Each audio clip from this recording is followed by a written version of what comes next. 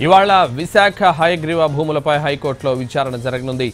భూముల స్వాధీనం తదుపరి చర్యలు నిలిపివేయాలని పిటిషన్ దాఖలైంది. హయగ్రీవ తరపున గద్దె బ్రహ్మాజీ మరో విల్లా కొనుగోలుదారుడు న్యాయస్థానాన్ని ఆశ్రయించారు.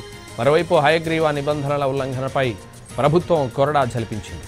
12.51 ఎకరాల భూములను ప్రభుత్వం స్వాధీనం చేసుకుంది.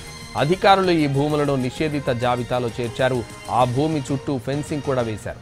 నిబంధనలకు వ్యతిరేకంగా రియల్ ఎస్టేట్ వ్యాపారం చేసిందన్నది హయగ్రీవపై ఆరోపణ.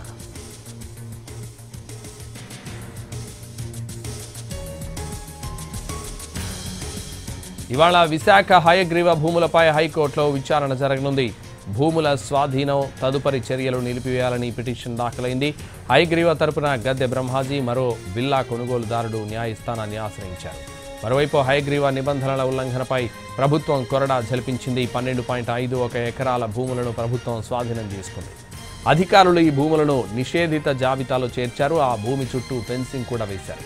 నిబంధనలకు వ్యతిరేకంగా రియల్ ఎస్టేట్ వ్యాపారం చేసిందన్నది హయగ్రీవపై ఆరోపణ.